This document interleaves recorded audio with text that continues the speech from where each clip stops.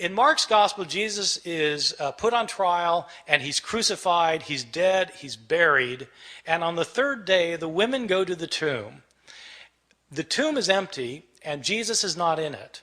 There's some man in there, and the man tells the women that Jesus is not here, he's been raised from the dead. He tells the women, go tell the disciples that he will meet them in Galilee. And then it says the women fled from the tomb, and they didn't say anything to anyone, for they were afraid. Period. That's where it ends. That's the end of the Gospel of Mark. And you think, how could it end there? They're told to tell the disciples, but they don't tell anybody. Didn't the disciples ever learn? Didn't they go to Galilee? Didn't they see Jesus? How could that be the end of the story? And that's exactly the reaction the scribes had. They got to that ending, they said, how could it end there?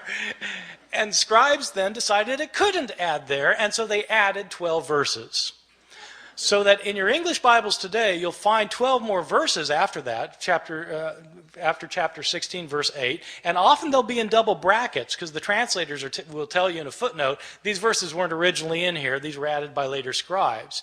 In these verses, in these added verses the scribes added later, but we know they're added later because they're not in the earliest and best manuscripts. The writing style is different from the rest of the Gospel of Mark, and in fact there are inconsistencies between this ending and the verses that precede it. So this is clearly an addition to the Gospel of Mark. In these final verses, according to these final verses, the women do go tell the disciples do go to Galilee, they do meet Jesus there, and Jesus then tells them that they're to make disciples of all the nations, and people become his disciples will be able to speak in foreign languages that they previously didn't know. They'll be able to handle deadly snakes, and they'll be able to drink poison and it won't harm them.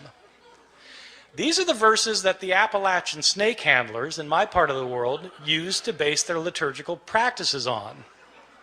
I've always thought that sometime in the ambulance on the way to the hospital, somebody should point out, well, actually those verses aren't in the Gospel of Mark.